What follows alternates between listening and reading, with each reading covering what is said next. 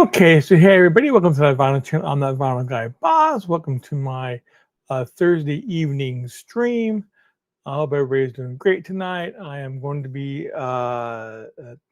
showing all the vinyl records that I played in the month of July, and just everything that I got in and played. And yeah, I'm gonna go ahead and get started. And of course, I'm watching the chat room.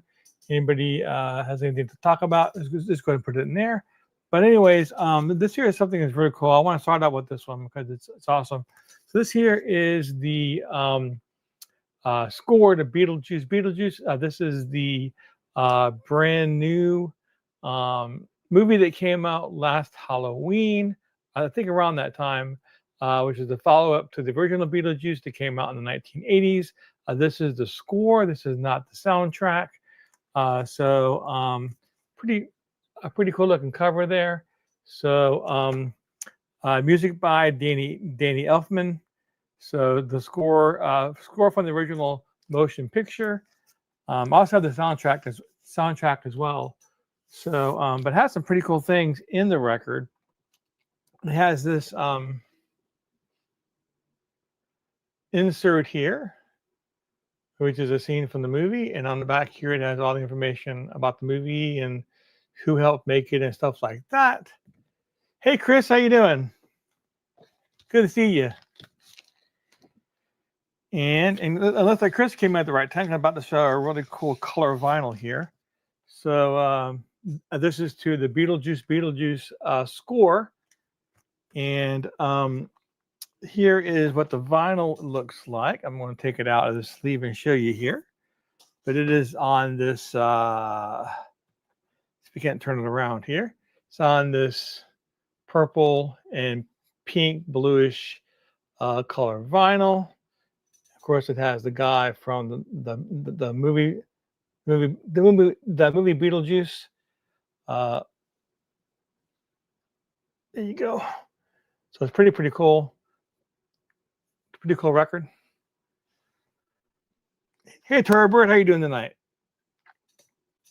So where did I put the sleeve? Here, the sleeve. So that was pretty cool. I'm gonna put that up. I thought you would, Chris. I'm a big fan of Beetlejuice. Let's see what else we have here. So got I played a Jefferson Starship. This is a Dragonfly, which is an earlier a Jefferson Starship album. But this here is a recent reissue. It's a extended version. They put a couple extra songs on the vinyl, and this one is issued in this bluish white color vinyl. So, but I really like a Jefferson Starship. It's a really good album. So I played that. What else did I play here? This is one that I got and played. So this is a group from North Carolina. This is called Sugar Creek. And let's see if I can. Okay. And pretty cool because the entire band signed this cover, which is really cool. So matter of fact, there's a photograph inside of the band as well, and they signed the photo as well. But it's a rock band. This came out in 1982. Here's the back of the cover. So it's just straightforward rock music, but it's pretty good. So I have that. And the name of that album is Fortune, by the way. But I really like this small indie labels. All right. So big fan of blues music. This is another one I got in, John Lee Hooker, the Standard School Broadcast Recordings. These are lost songs of John Lee Hooker, and someone found them and they made an album out of it. But it's just Really great blues. I have a lot of Johnny Hooker in my collection. So when it came out with this, I wanted to pick it up. But cool stuff if you like blues.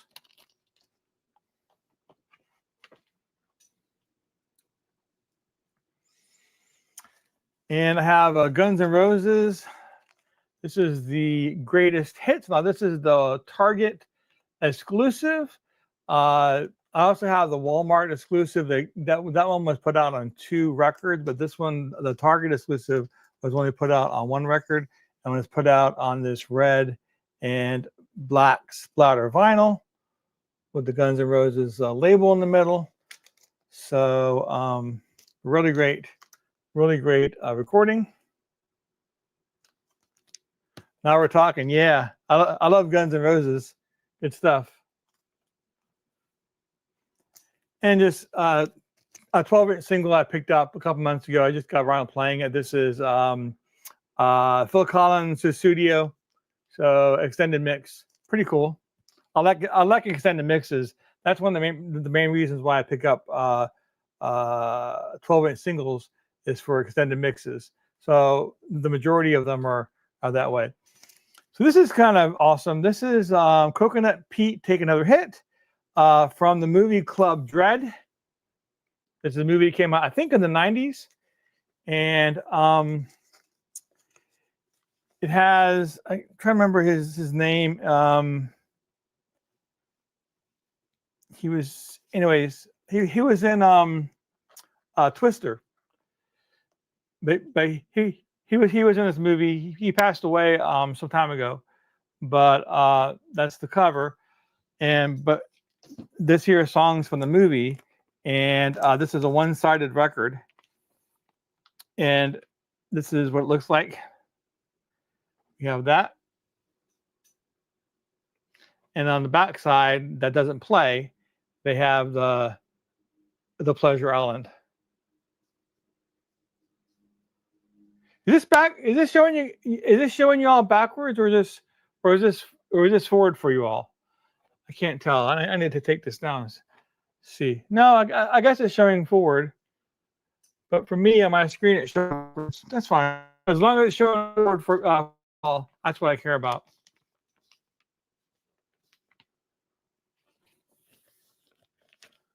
Not sure if I can turn that around, but that's okay. All right, thanks, Adrian. It's just my own webcam is showing it to me backwards.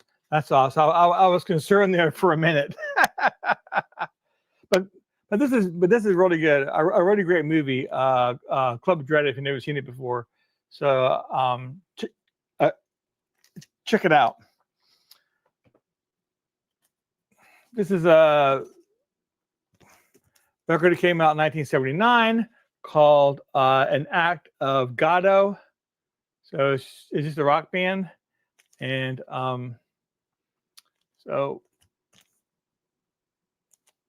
but really, really good stuff.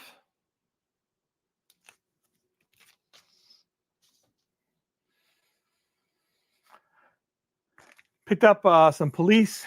I realized that I was missing a couple of Police albums I didn't have in my collection, so I picked this one up here.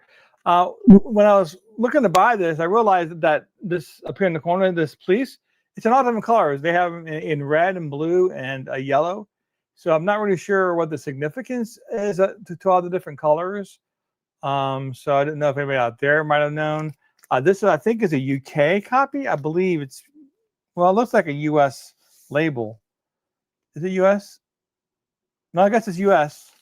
So it's a US copy, but I didn't know what the significance was of the different colors of the Police name in this on this album. But I've seen it in red and blue as well. I'm not sure about green though. But yeah, I love the Police as well. I'm gonna do a little housekeeping here. Cover this up so I don't see my screen. There we go. So we're gonna.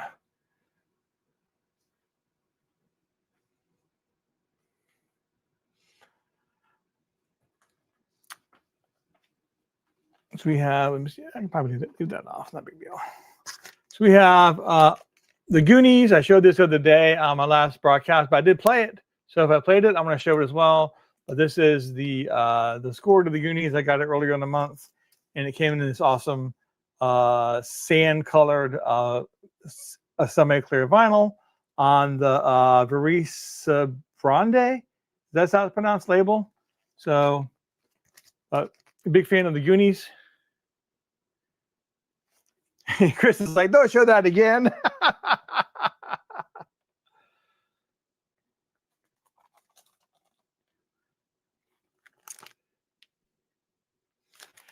Pick this up. This is the Rolling Stones Emotional Rescue. This is a half-speed master. So big fan of the Rolling Stones. You know, they put out like an enormous amount of albums, like what, 30 or 40 albums? It's like crazy. I'm not talking about live albums. I'm talking about studio albums. It's just a huge amount of studio albums that they put out. So I definitely don't have all of them, but I have a lot of them. I didn't have this one, and then this is a half-speed master. So I didn't pick it up. So, but really great record about the Rolling Stones. What song is on it that you might know? Don't know. A lot of these songs on here I wasn't that familiar with. Where the Boys Go, Done the Whole, Emotional Rescue. She's So Cold. I think that's the big hit off of this one. So, anyways, any of you are fans of the Rolling Stones?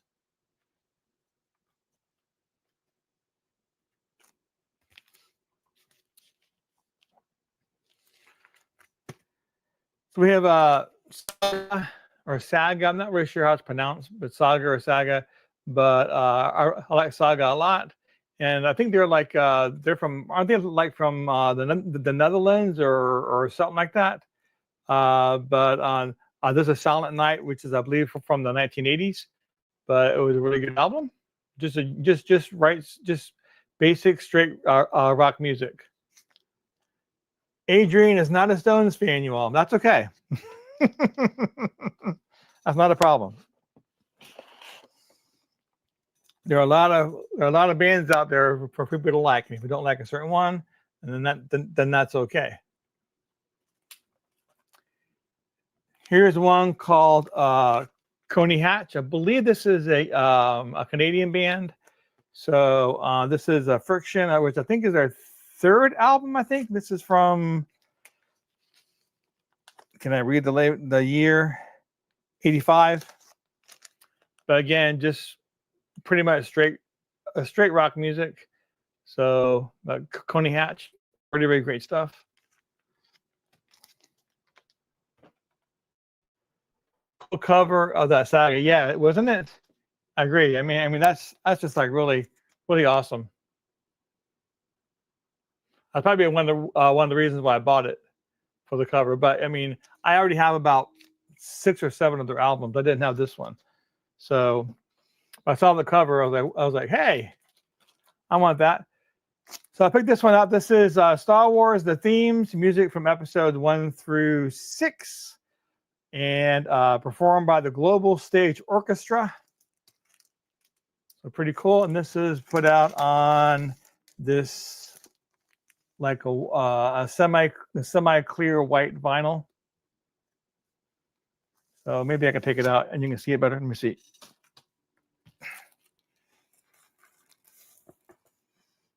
So white vinyl.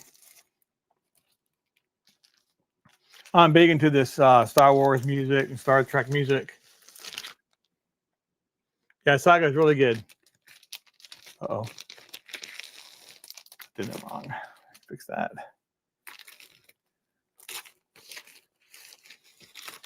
Got to put these records back in.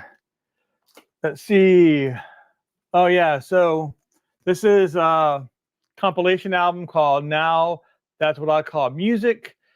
These were originally issued in the UK back in the beginning around the late 80s or the early 90s on vinyl. In the US, I think they were issued, but they're issued only on CDs in the US. I don't think you can find these in vinyl in the US. But when the whole resurgence started, then they started offering these in the U.S., but under a different label. Now that's what I call music. Now that's what I call country. Now that's what I call rock. All those kind of things. So.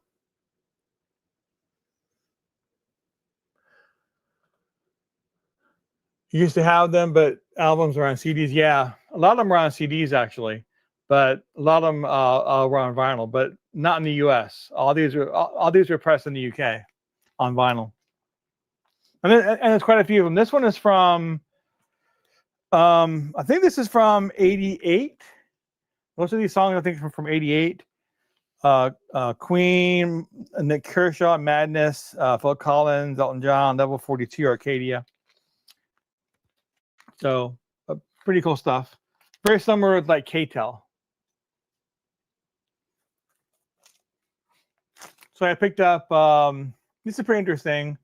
This one I got last year over the holidays. I never got around to playing it, but this is an Elton John album. What they're saying is that this is material that he wrote and sang before he even put out his first album. And a lot of this stuff was never put out on any of his albums at all. So they went back through his back catalog, all these tapes and stuff, and found these songs that he did early in his career that never ended up on any album, and they made an album out of it. So it's called Regimental Sergeant Zippo, the debut album that never was. So that's the hype sticker there if you want to take a look at it. Yeah, but I played this. It's actually really good. I really enjoyed this a lot. So it was this one was on black vinyl. So, but if you like Elton John, especially his early material, I definitely recommend go ahead and pick that up.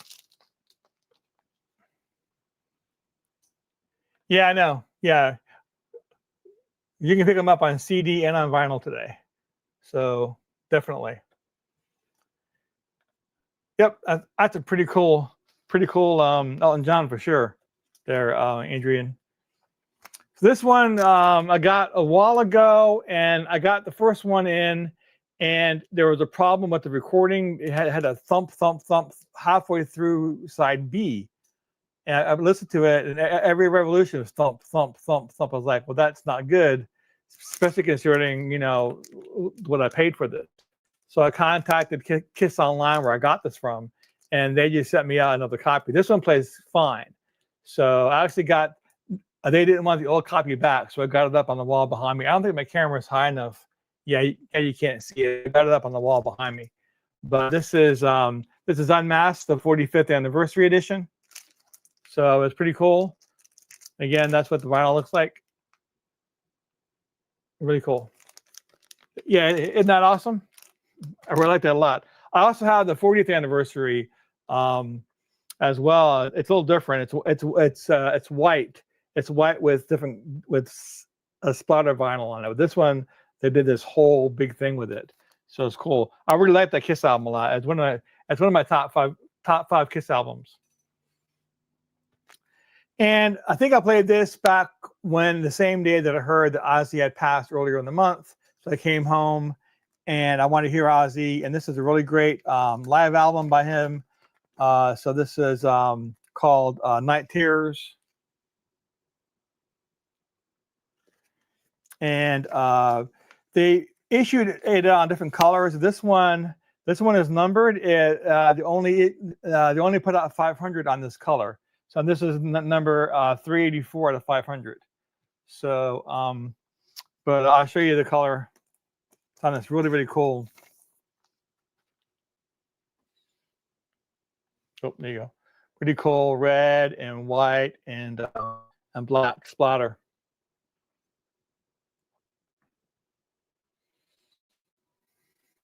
Yeah, awesome color. It's a great concert too. This is a concert with I believe with Randy Rhoads. So back in his first couple of years when he was first starting out. So I'll show you the track listing if you can see it. So yep, pretty cool. The Classic American Live Radio Broadcast Collection from the King Biscuit Flower Hour and the San Denon Montreal. Was it in San? Okay, Theater San Denon in Montreal, Canada on the 28th of July, 1981. So that's when this concert was recorded. But I was lucky. I found out about this just a couple days after it was released, and I was able to still get this the limited edition one. So pretty cool.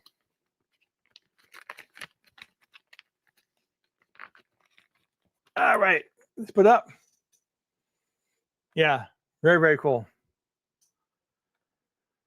Adrian, wish you had the Elton John. I know, it's very cool. And I got that from the Sound of Vinyl.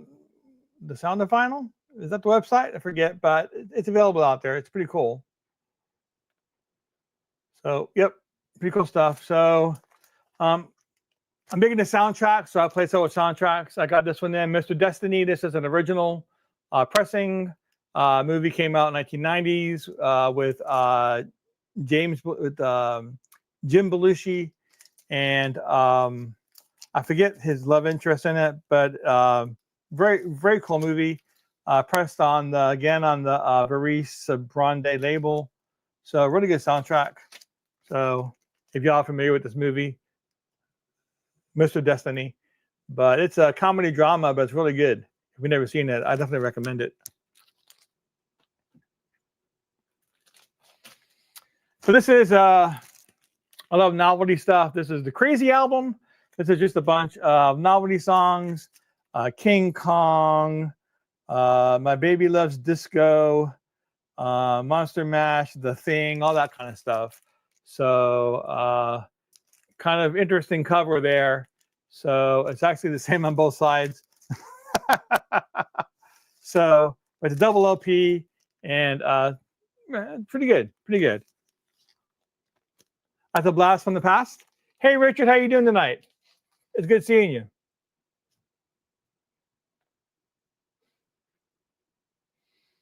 So, Chris, what's a blast from the past, man? Which one? The Crazy record? Of the Crazy album? So I also picked up a Journey as well. So this is Journey in the Beginning, 1975 to 1975 to 1977, which is select tracks off of Journey's first 3 albums. I don't have Journey's first 2 albums. I have their third and I think their fourth. But I took an opportunity to go ahead and pick up this one, and it's a double LP. Again, this is before Steve Perry was before Steve Perry was the lead singer, and they're definitely more prog rock on this. But it's a really good album. So, am I required to show the gatefold? That's the gatefold there. Really good. I mean, a lot of people don't know that Journey started in 1975. I mean, that's really early. Usually when people think of Journey, they think of stuff from the 1980s. This one I picked up at a local record store earlier in the month. This is because I love this kind of thing. But this is Grover Sings the Blues. Remember, it's Grover from Sesame Street, right? And it's on a Sesame Street label. Basically, this is just select tracks from Sesame Street that had a blues related. Either the lyrics of a song was kind of like, bluesy kind of lyrics, or the music itself was a little bit bluesy. So it was actually pretty good. I enjoyed it. But I like this kind of stuff. So again, this is Grover Sings the Blues. I am so proud. I am so proud. So yeah, some early Journey is definitely very proggy. And novelty comedy is my favorite. Yeah, I have. I'm just a huge novelty collector. I have like 1,000 novelty 45s. I probably have 100, maybe 100 or so novelty LPs. So, and Chris Mann is talking about the Journey's greatest hits. They have the greatest hits and the greatest hits volume 2. So both of those are great. So of course you have Styx. I'm obligated to show Styx because it's my favorite band, but this is a Canadian issue of this record. They pressed it on gold vinyl. So, and it's Canadian. So this is like a Canadian sleeve. It's very cool. And I'll show you all. This is a gatefold as well, so I'll show you that as well. So some of these, this is called Pieces of 8. Some of these albums don't have a gatefold depending on when you purchase it. So, but the original issues do have a gatefold. So it's I figured I'd show it to you.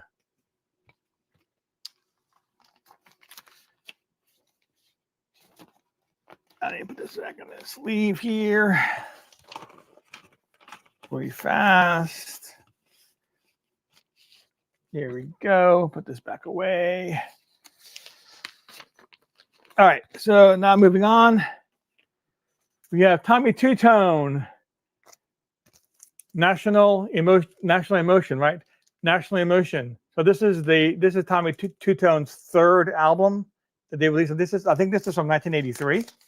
Yeah, this is 1983. So what's very interesting about this album is that they never issued it on CD. The first two albums they issued on CD, but this third one was never issued officially on CD. So the only way to hear it is on vinyl. But it's a really good album by Tommy Two Tone. So if you're not familiar with Tommy Two Tone, they sing Jenny 8675309. But really good stuff.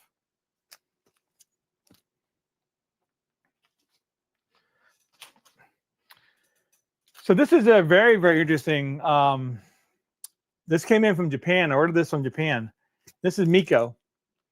Okay, Miko, Star Wars and Star Trek. And I actually collect Miko. I have almost everything Miko ever put out. And I was on eBay just looking at Star Wars and Star Trek stuff, see what was out and new. And I came across this. And I'd never seen it before. I was not familiar with this, even though I have just about everything Miko produced. I didn't have this, and I researched it. Come to find out that it's pretty hard to come by, and it's a Japanese only release. So it was only released in Japan. And this has some extended mixes that are to Star Wars and Star Trek. That's I believe unique to this pressing. So when I saw it, I had to buy it again. It was in Japan. From a Japanese seller. So had the Miko 7-inch. Yeah, I got that too. So yeah, I love Miko. If you're not familiar with Miko, they would take soundtracks, scores to a lot of different movies, not just sci-fi, but like Indiana Jones and the Wizard of Oz, and they would like a disco-fy the music.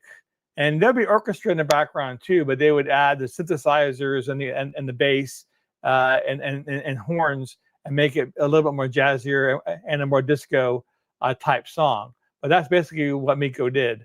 So very popular in the late 70s and the early to mid 1980s. So yeah, really, really cool stuff.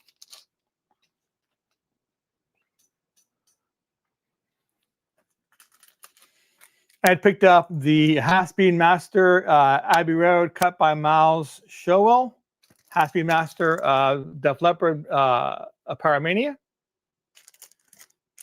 I picked this up actually over Christmas last year. I never got around to playing it, so I figured it was about time.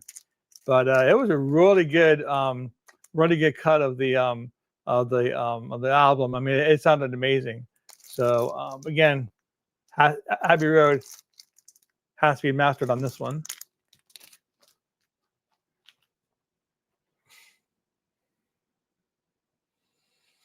Oh yeah, thanks. Yeah, the artwork on that Miko was really cool, wasn't it? With a big spaceship on the front. Here's one I picked up only because I have I'll show it to you. This is called Monster. The Incredible Jimmy Smith, arranged and conducted by Oliver Nelson.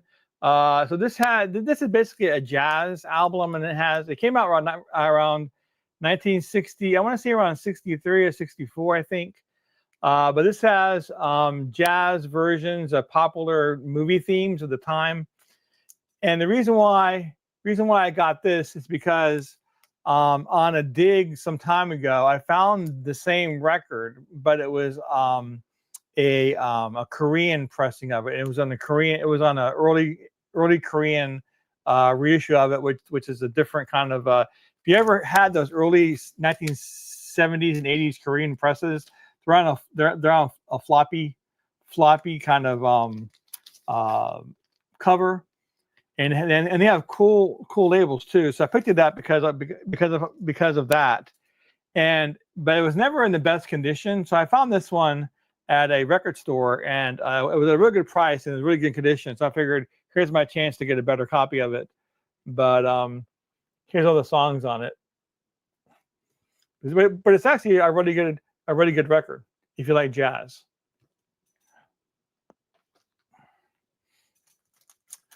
I like collecting music. Yeah, it is, isn't it? I agree. So this is I like picking up obscure albums, and this here's an obscure group. I forget what year. I want to say around '87 this came out, but this is by a band called the Broadcasters, and the name of this album is 13 Ghosts, and it's really good. This is an alternate, an alt rock. For '87, it's kind of alternative rock, but it's pretty good. In '87, the sound of rock changed a bit. So, but I like this group. They did a good job, and it's hard to describe them, but basically alternative rock. But again, this is the Broadcasters and 13 Ghosts, and it's a pretty good record.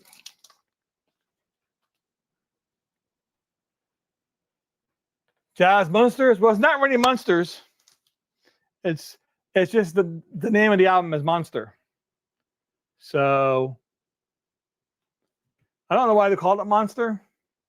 I think it might have some. No, I mean, I don't think it has monster movies. Well, yeah, okay. So this has. So on the B side, it has the theme from Monsters. Maybe they got it from that, but everything else, Goldfinger, the theme from Bewitched, the theme from Creeper, the theme from The Man with the Golden Arm.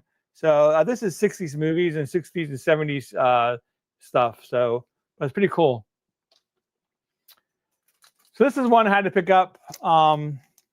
This is Ron Dante, Funhouse. So if not familiar with Ron Dante, he is the guy who sang with the Archies. He's the lead singer for the Archies, like Sugar Sugar and Bang Shang-a-Lang and all those songs. So and I love the Archies. I grew up on the Archies, and this is what's put out on the same calendar label that the Archies was. This is on a bubblegum pink vinyl, so it's pretty cool. But it has a bunch of songs that Ron Dante sang. That some of them I knew he sang, and some I didn't know he sang. And like covers. He did his own version of Sugar Sugar. He did Rock Me Gently and Happy Together, California Nights, all that kind of stuff. And also it has songs from the Archies that was never released on outside of the cartoons. So it's pretty cool, a pretty cool record. I enjoyed it.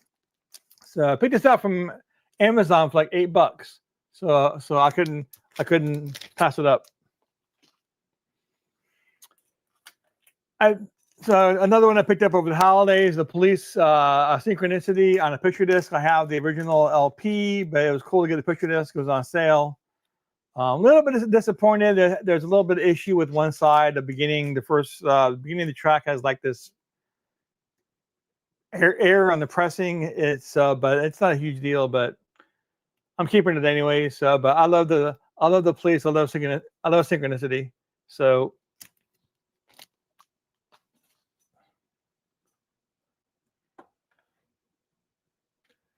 Are you talking about the Ron Dante album? Yeah, yeah. That's my favorite Police album is Synchronicity. So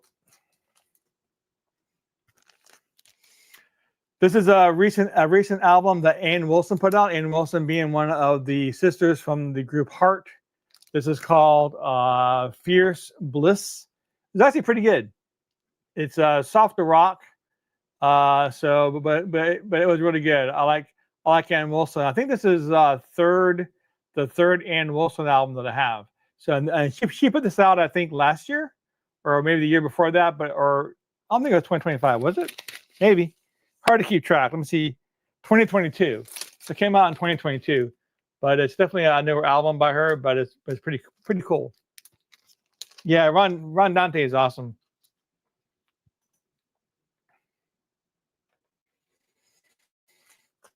Have a Vinyl Me Please that I picked up again over the holidays. I never played. This is a country singer called Rodney Crowell, and the name of the album is The Houston Kid, and it's put out on this pinkish and black and white and pinkish vinyl. But Vinyl Me Please always does a really great job. So I can take this out and show it to you. Let me see if we can't do that.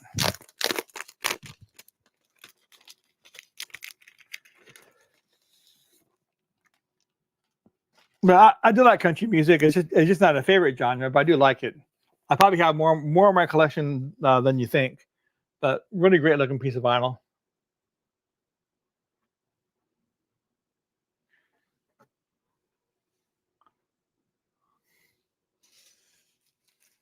Yeah, Ronnie's pretty cool. This is the first album of his that I had. So but yeah. I got it over Christmas last year. So we're gonna turn this over and put this down over here. Like that. Okay, good. What else we got? So this is an interesting one. I think I showed this already earlier in the month because I was showing records I gotten in, but I played it, so I'm gonna show it again today. Maybe some of you didn't see it. But this is an Aria Speedwagon album. Came out in 1990. I didn't know Aria Speedwagon even put out an album in 1990 that they're releasing any studio albums that late. But the name of this album is The Earth, A Small Man, His Dog, and a Chicken. And it's by this picture here. All right, so definitely have The Earth, A Small Man, His Dog, and a Chicken by this. And that's the name of the album, as you can see here. Maybe you can see it on the label. But it's actually a really good album. I really enjoyed it. So it's kind of hard. It's kind of hard to come by. I think this is from Greece, actually. I think this is a Greek pressing. So, but I don't think it was ever released in the U.S. on vinyl.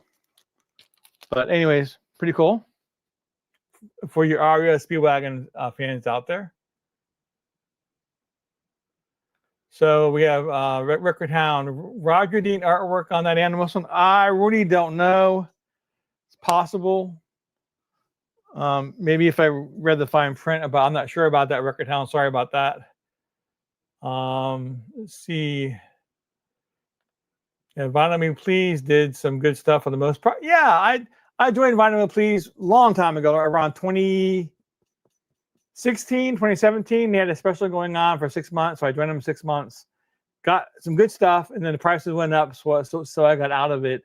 And just last year, I joined them for 3 months, back in October of last year, and I got some good stuff, and including stuff like that. So, but I'm not with them anymore right now. It sounds like I got out at a good time. Picked up the Police Greatest Hits. I've been waiting to go ahead and pick this one up because it was too expensive. This was like almost a $40 record, and the price wasn't coming down. It was like either $35 or $40 to buy this. And I have most of the songs on here already on 45s. So I was like, you know what? I'm not going to spend $35, $40 on this. But over Christmas, they had this for half price on some website. So it brought it down to like $18. I was like, you know what? For $18, I'll buy it. So I'm glad I waited to buy it. But yeah, really great, really great compilation of from the Police.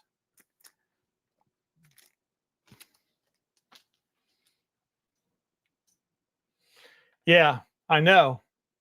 I know. I mean, even at Walmart, it was like $35.99 at Walmart, or $36.99, and some websites had it for $39.99.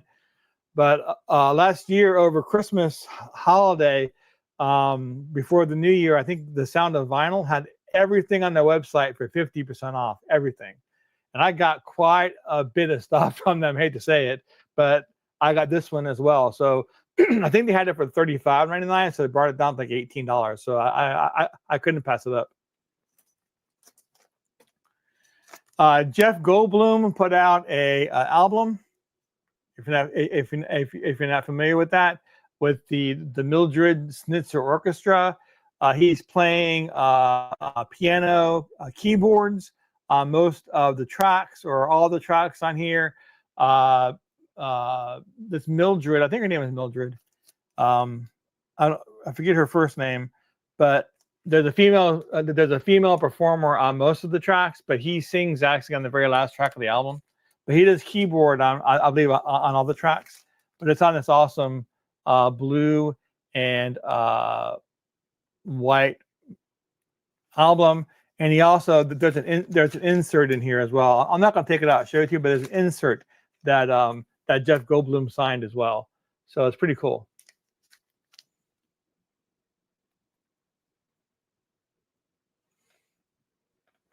Keep seeing adverts on Instagram for Jeff on vinyl. Yeah, I agree. So, but it's really good. It's mostly jazz. It's mostly easy listening jazz, but it's really good stuff. I enjoyed it.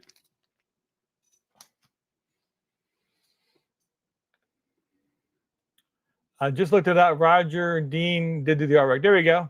Awesome. Cool. So this is the first time on vinyl. It came out earlier this year. I picked it up from Amazon. This is Train's debut album. I'm a huge fan of Train. So this one's on black vinyl. I don't know if they put it on a color vinyl, probably. But this has Meet Virginia on it, as well as, I'm not sure any of the other hits that are on this one. Meet Virginia, I know. That's the only one that I knew, but the whole album's great. I mean, I just enjoy the music, period. So I played it. It was all great. But again, this is Train, and this is their debut album, first time on vinyl. Question: does Jeff actually sing on those albums? So, from what I understand, and I read an article, I forget what music magazine, but they interviewed Jeff Goldblum for this album, and he actually plays piano, I think, on just about every, or keyboard, on just about every track on here, and he does sing the very last track, the B-side, the last song. But other than that, it's there's another woman on the album. I forget her name. I don't know if her name is Mildred or what her name is, but she sings on the rest of the tracks. But she has a good voice, though. I'm just not familiar with. I forget what her name was, but yeah.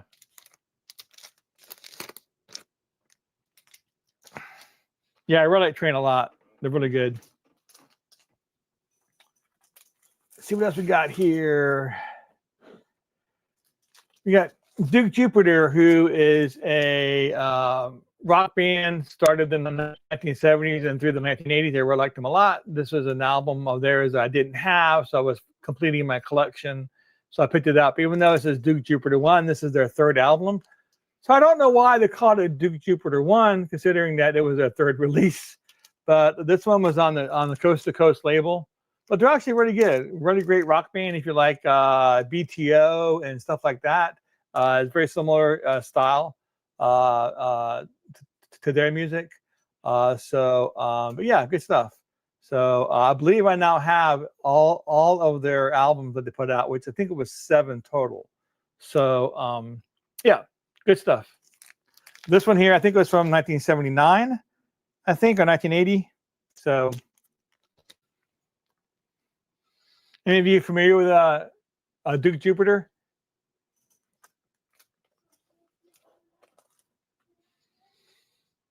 Yeah, the train is really, really great. I've also picked up the Train's Greatest Hits. So that's still sealed behind me. And I picked up Train's Christmas album. I think it came out last year, but I never got around to playing it. So I'll probably play it this year over Christmas. So this is another band I picked up. This is Shooting Star, which is an 80s band. I think they might start in the 70s. But again, just your run-of-the-mill rock band like REO Speedwagon and all those kind of things. Shooting Star, and this is a reissue on gold vinyl, 180-gram gold vinyl. So I have like 3 or 4 other albums already, so I didn't have this one, so I picked it up. It was really good. So Duke Jupiter is like a hair band rock, stuff like BTO and REO Speedwagon and that kind of music.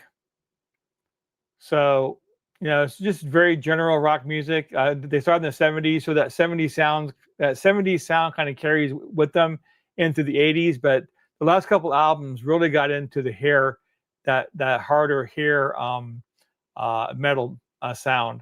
They have one called White Knuckle Ride that was really, really good if you're really into that 80s hair metal sound. But this is more, I mean, it's still rock, but it's definitely more into like the BTO type stuff.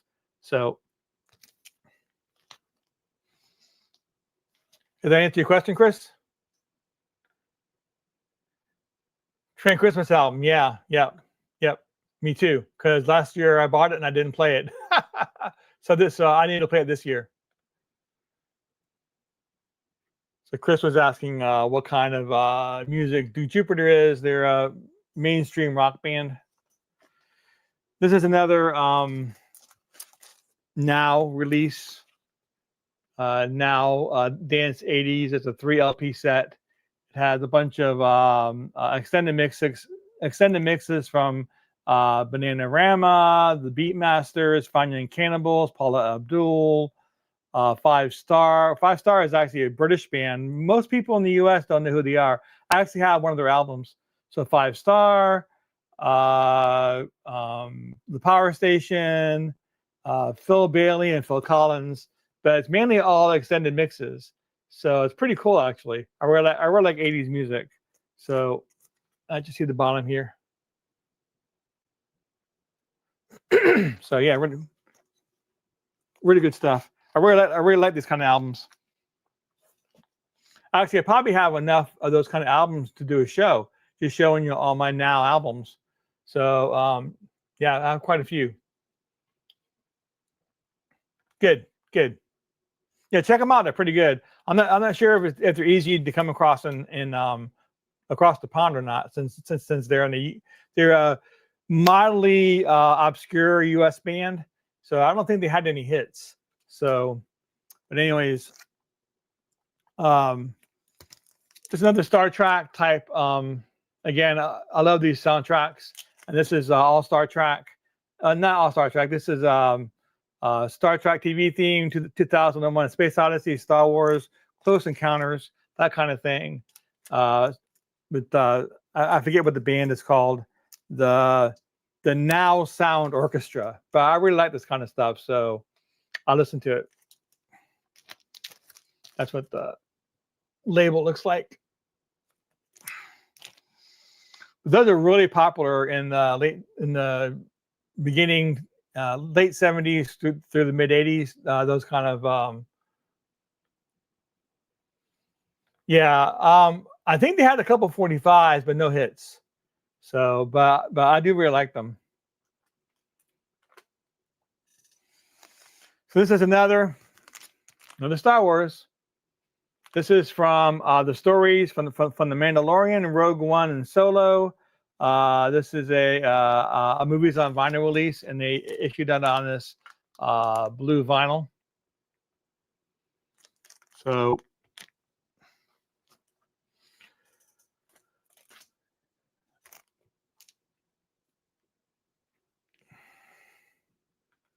my wife requested that I play this a couple of weeks ago, so I played it for her.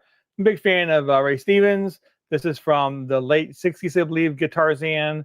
It's a live recording. He does Yakety Yak, Alley Oop, Sir Thanks a Lot, Guitarzan, Ahab the Arab, and all those kind of great songs. So I actually had this record when I was a kid, and my parents would play it often. So my dad loved this kind of stuff.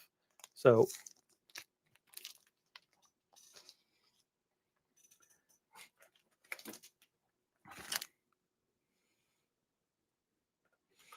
you should do a video on Desert Island and soundtracks. Desert Island was sound.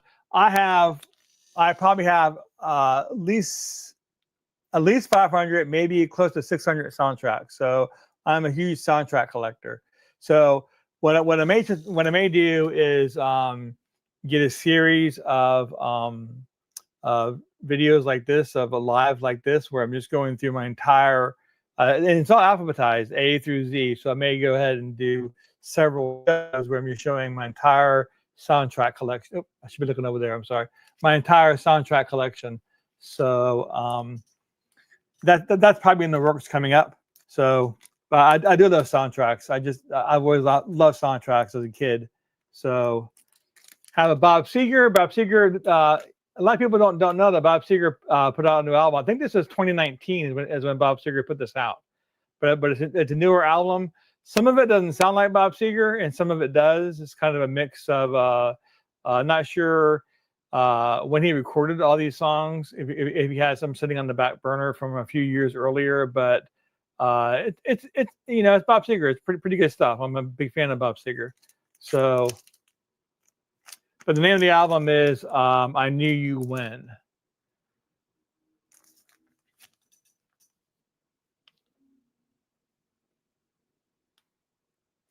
Oh, the all crowd all crowd sounds were overdubbed. Now, see, I learned something new. I didn't know that. Awesome, Richard. I mean, Record Hound. Appreciate that. Yeah, early Bob Seger is really cool too. I don't have anything too early. I have a couple of his early 45s, but I don't have any early album. I do have quite a bit of Bob Seger. Most of it is with the Silver Bullet Band. Earlier, it was Bob Seger and the Last Herd. I don't have any of those albums. So, but anyways, Bob Seger, good stuff.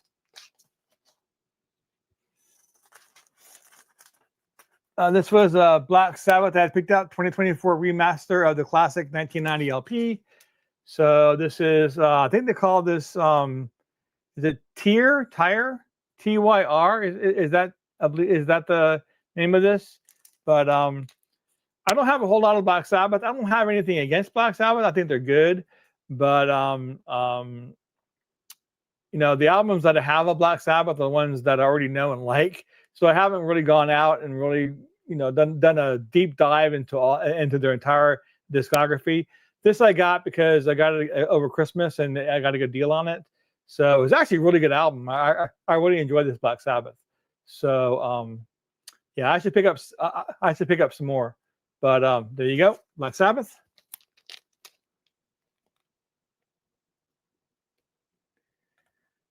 Record Hound knows his stuff. Trust me. Okay.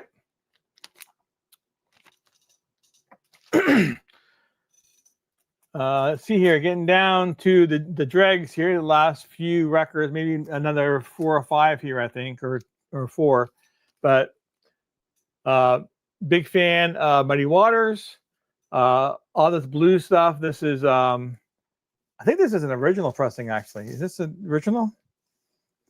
It might be a later repressing, but I think it's still not like a recent repressing. But it's definitely an earlier copy of it on the Chess label. But yeah, I love Muddy Waters. I love blues. So I picked this up at a used record store. This is Brass and the Blues. So really great album. Tear. It's a cousin daughter's name. Okay. So I learned something. So the name of the album is Tear. I appreciate it, Record Hound.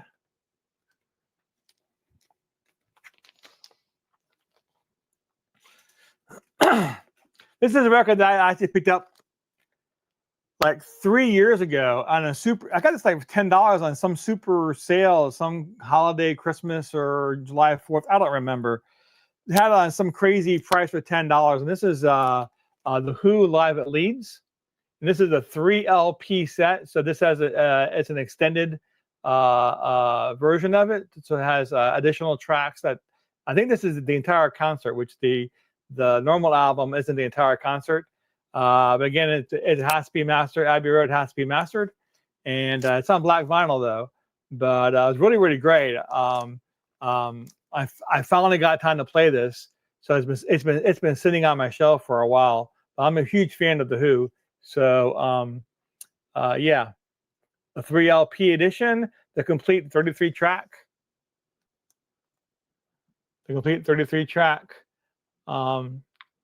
concert from 1970.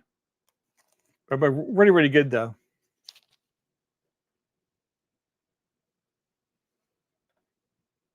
Yeah, I know.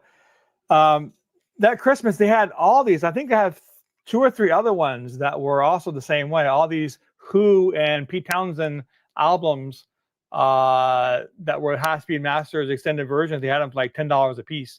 So I picked up a bunch of them. A few of them I still even haven't played yet. They're on my shelf. So I'm gonna get to them eventually. What else did I get here? We have Rolling Stones Tattoo You includes the brand new 2021 remaster. So this is a remastered version of it. It is high-speed mastered. 40th anniversary reissue heavyweight vinyl includes the brand new remaster, but doesn't say half-speed mastered, but it says that it's the 2021 remastered version. So again, a big fan of the Stones, so I picked that up. Oh, what did I get? You know what? Maybe I'll show you that if you're a big fan of the Who. I'm gonna stand up here. Sorry, guys. I can grab this real fast. I know I shouldn't do this on camera. Y'all are going to kill me. But I got this in the mail. I'm coming back. So I got this in the mail. I just picked this up about two weeks ago or so. This is let's get back in. This is a box set of the Who. And this is from 1990. So this is a concert from 1990. And this is a 3 LP set. Actually, it says from the 1989 tour. I'll bring it up here and let you read the what it says here. Live from the 1989 US tour. And has this nice little booklet in it.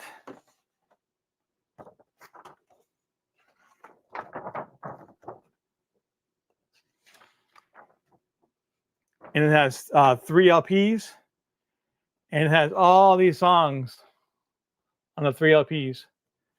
So let me see if I can show you. I think the track listing is on the back of this one. Not sure if that was the track listing or not. It might be in the back of this. Yeah, I think it is actually, but a lot of it is from Tommy. But there's also stuff from Face to Face. I Can See for Miles. Love Reign Over Me, Join Together, You Better You Bet, Behind Blue Eyes. So really great box set of the Who. So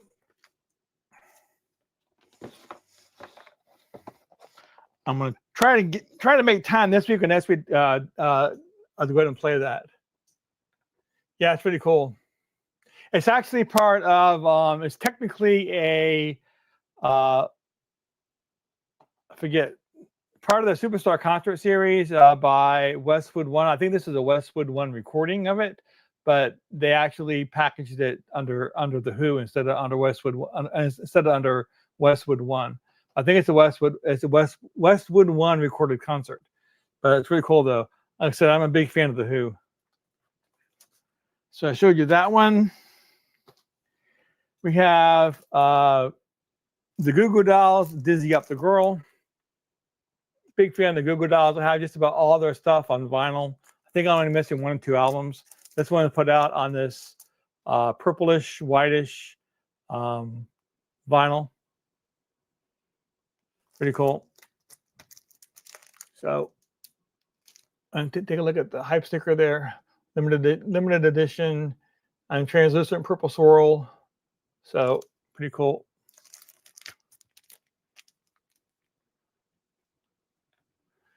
Who did a 20th anniversary Tommy tour? My straight laced mom went to. Oh man, awesome! That was really awesome. And last but not least, we have Rocktober. Who is this? Now it's escaping me, the company to put this out. But this is a Rocktober release. So yes, this is singles 2. I also have singles 1 as well. I picked up this one recently, and this is on this awesome blue and white and black splatter vinyl.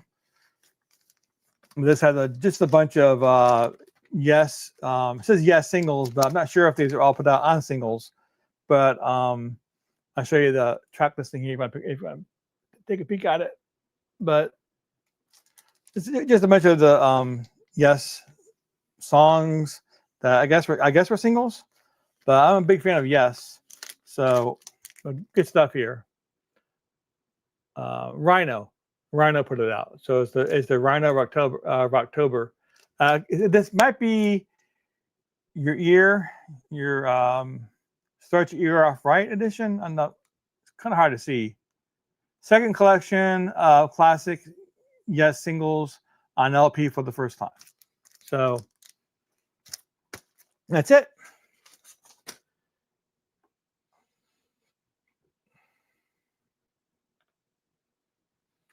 So I'm going to do for the remainder,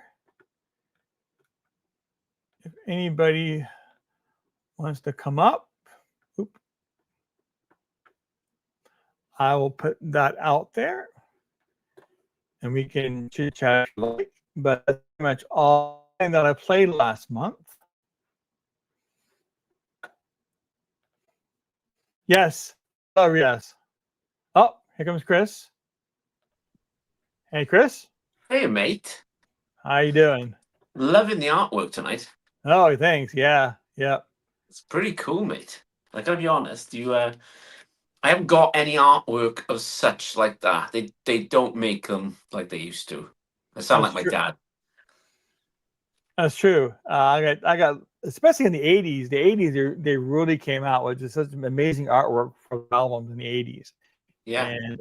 And that's when I was really starting to. I got my first job in the 80s, so I had money in my pocket, so I was able to go out and buy records.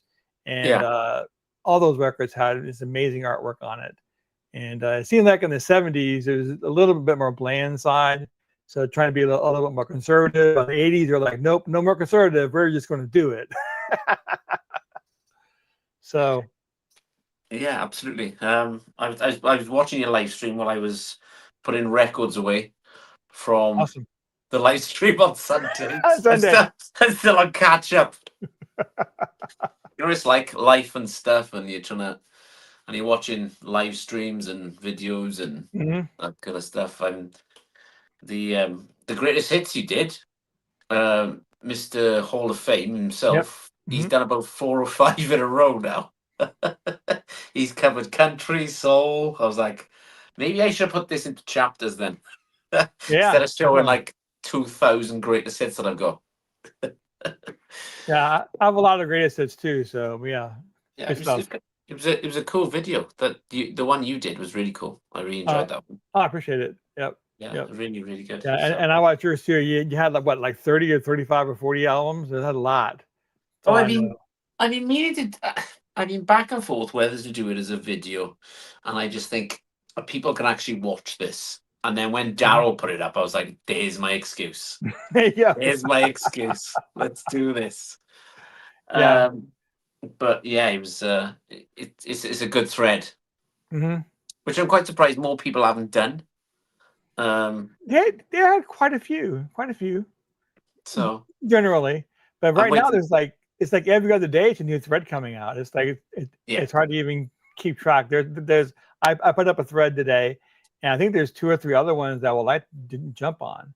So I did have notification while I was in work going, "Oh, you've put up a new one." So I was like, "Right, let's watch the live stream first, because I'll miss that otherwise." And I'll watch. Was it Alex from Being a Vinyl of the top 10 or something?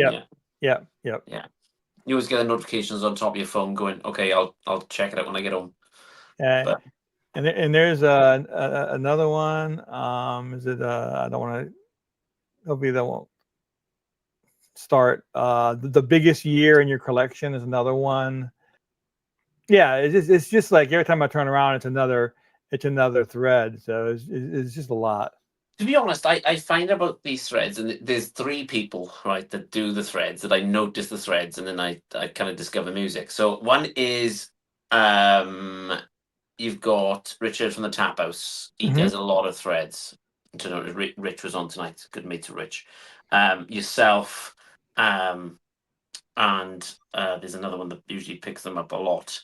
I think Daryl from Northern Vinyl Game would done his own thread, but he also does a lot of threads. Okay, right. Yes, he did do it. Okay. Yep.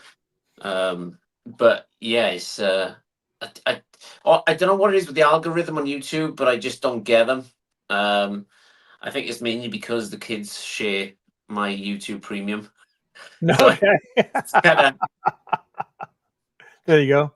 Yeah, the only time I find out about channels is like on the live streams and stuff that I I do, you do, where people pop up and you go, who the hell is that? And you kind of look at the channel and go, oh, it's a really good channel. So yeah, it's I never used to do threads because I remember at one point, mate, it was just threads. It was just every week. It was kind of, and I went, right. The only ones I've done is Daryl and Alex, where Alex asked you to select 10 albums from your life one. He'd done about a year ago, I think. Okay. And that gave me the chance then to show Bread that my mum introduced me to and that kind of stuff. So I enjoy doing them kind of ones, but I'll have to. What I'll do when you do them, I'll watch the video and then I'll go to their channel to see if I can do the thread. But yeah, it is cool sometimes. Oh yeah, and it's been a while since anybody has done any contest. I haven't seen any contest in quite a while. No. So.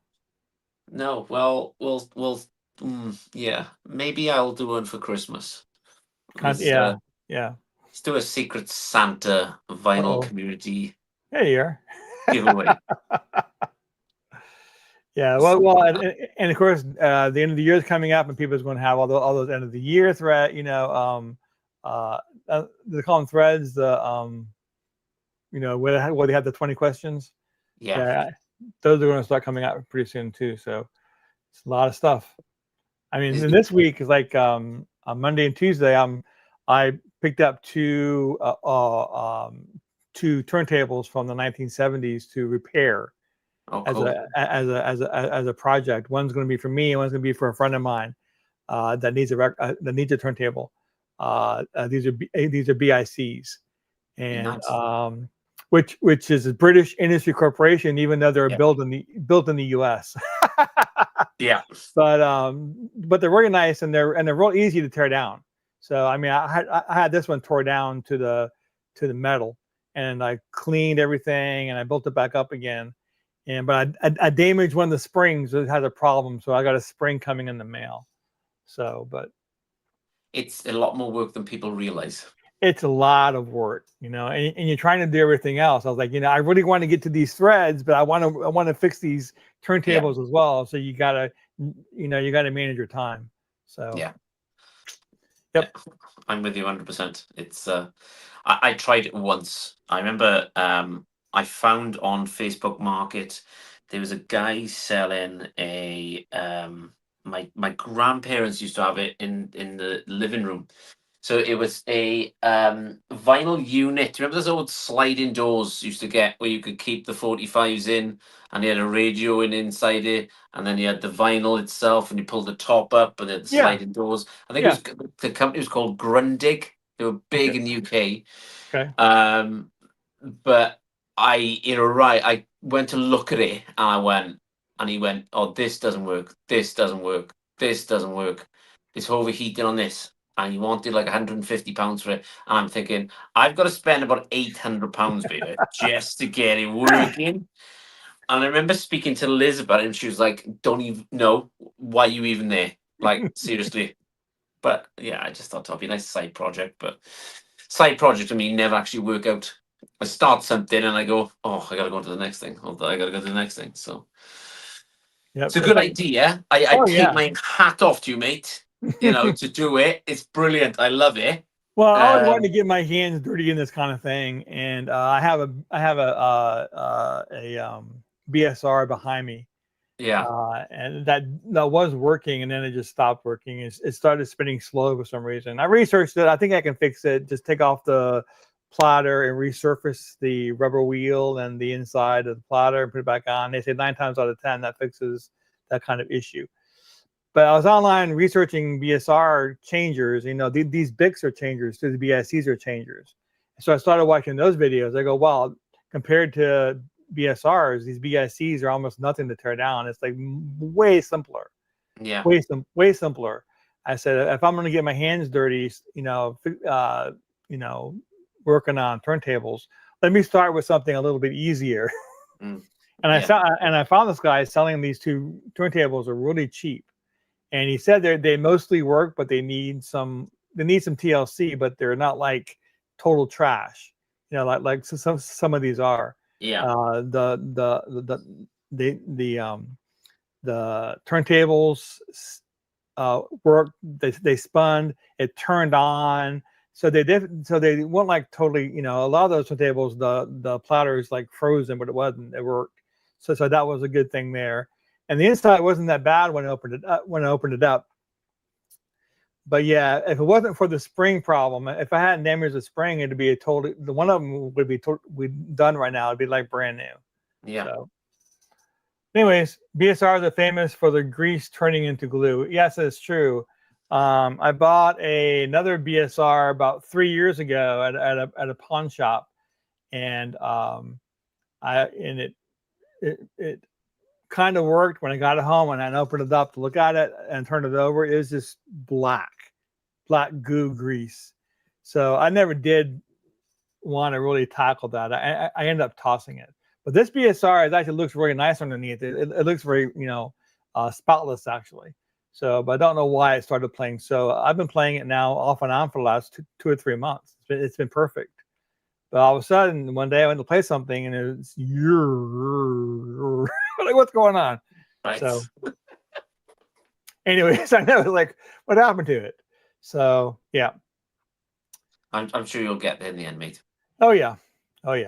So yeah, this I really appreciate you turning in. Do you guys ever do anything with like this, like records that you played over the last month or anything on your shows? Or last week we did. So this was Richardson Tap House's idea. He comes up with these good ideas sometimes. When I'm texting him back and forth, going, "What the hell are we going to do this week?"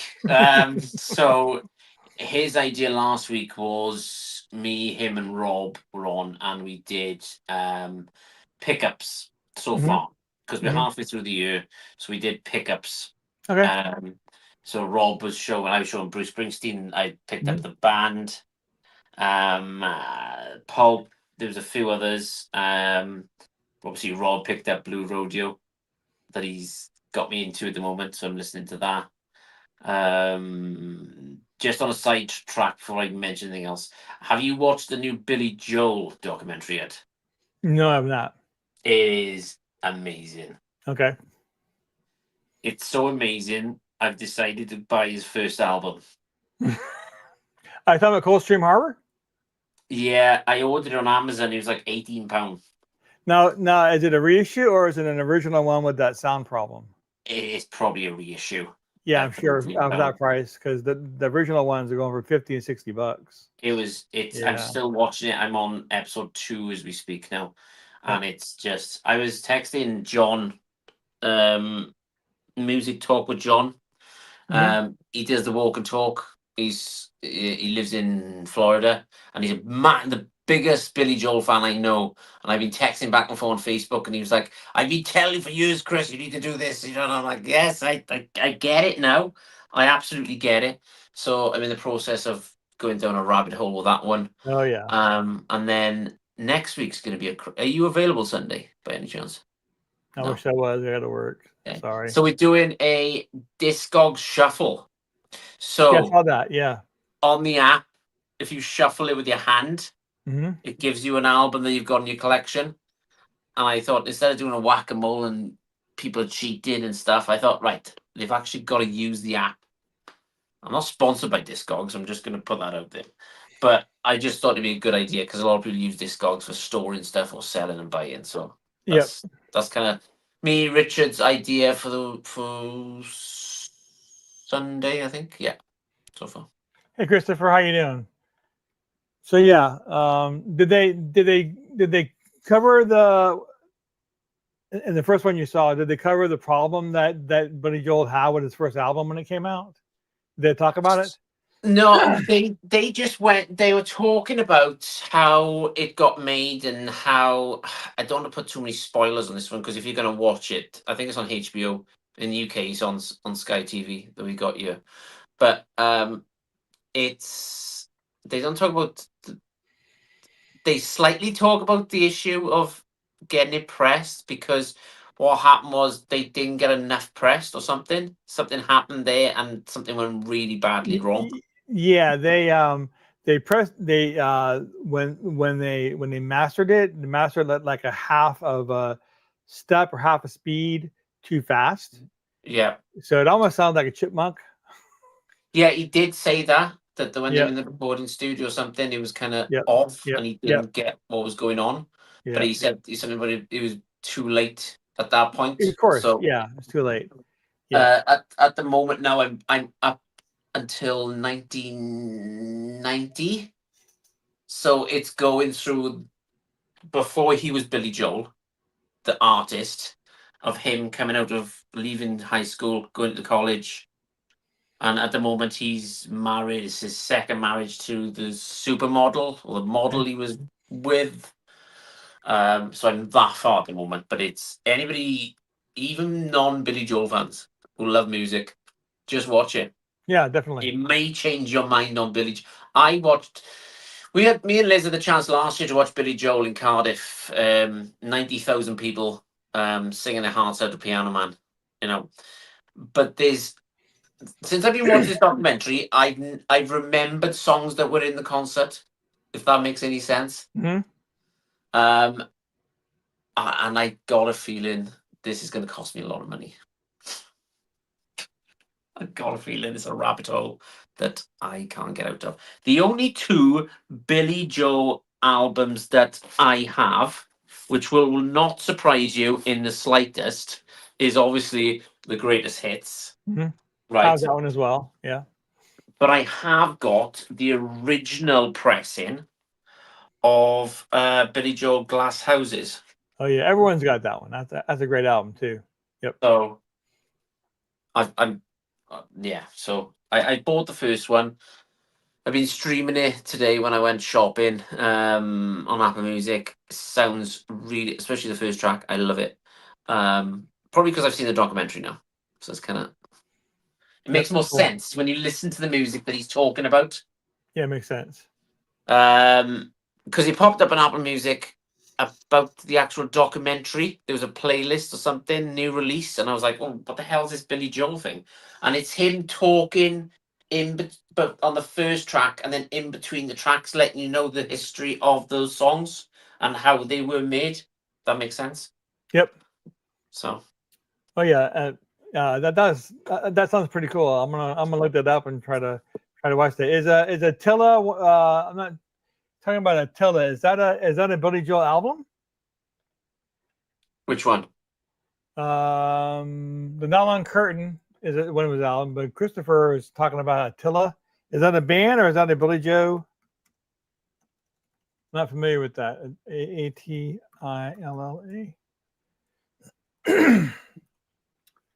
Attila the Hun. But anyways, is that a group? Got no G. Have you heard Attila? Yeah, I'm not familiar with that. That's a Billy Joel album. Okay, so the Billy Joel Heavy Psych album. I haven't heard of that one. So that is probably what he's talking about before Billy Joel released his own album, because the story they tell is that. Yeah, so that's before. I believe that's they're talking in the documentary before, because he was in a band just after high school. Then there was two guys from that band. They decided to create their own band, which is more a psych kind of album. Okay. And then he decided to kind of go on his own and go from there. Yeah, I think that's what's yeah. So yeah, I thought it was a 2-man band fronted by Billy Joel. Got it. Cool. Yeah, I had to look that up. Yeah, I wasn't familiar with that. I know that I just got a record. It might have been a Record Store Day release, but it's a really early Billy Joel concert. I think it was even before Glass Houses. Yeah, because all the songs he did on it were either covers of songs from the early 70s or even late 60s. And he even one time during the concert, he says, it's kind of funny too, because it's right there on the record. But he goes, some people think I sound like Billy Joel, not Billy Joel. Some people think I sound like Elton John. Well, yeah, you. I'm like going, really? Because later on they became good friends actually, and they went on concert together. But but that was a really early. But I think I guess in his earlier time, I guess he took problem with that, with people calling him Elton John. Yeah, he wasn't a big fan of the press and like the Rolling Stones pundits, should we say? Yeah. With the reviews and stuff, and they called him he's an American version. He's trying to be an American version of Elton John, and he kind of wasn't impressed with that. So in the documentary, it shows that, and you could see him going, "I'm not Elton John. I'm better than Elton John," kind of thing. And I was like, "Well, you're not helping yourself here, mate." So I guess Christopher's talking about Rick Springfield. I thought Rick Springfield was in an earlier band. If that's the case, yeah. I mean, it's very common for these artists to be in a band, to start off in somebody's band. I mean, even Rod Stewart started off in Faces and other bands. Yeah. So and then they went on their own. So it's common for these artists to be in in bands and groups before they go out on their own. Well, they had Paul McCartney's in the documentary as well talking, and they got Bruce Springsteen, and Bruce Springsteen made a good comment on there. He went, "Billy Joel is a better songwriter than I am." And I was like, "Oh, right, okay, that must have taken a lot for you to say that, mate." But yeah, so there's some cameos in there, but they're not with Billy. They're showing his ex-wives and his kids, and and it's good. I'm loving it, to be honest. But yeah. Yep. All right. So. And he says, I guess he was in a band called Steel Mill. Yes. Bruce Springsteen. Yeah. Yep. Cool. All right. Well, it's getting late here. I'm sure it's getting later there for you there, Chris. So I want to thank everybody tonight for stopping by and joining in and joining in the conversation. I'm not sure yet what I'm going to do next week, but it's going to be something. But I do want to say good night to everybody. Christopher's last thing, Rick Springfield. Yeah, I think I've heard of Zoot. So yeah, cool stuff. But again, I appreciate Chris for coming up. And y'all have a good night, and I'll see y'all next week. All right, bye-bye. Thanks, bye.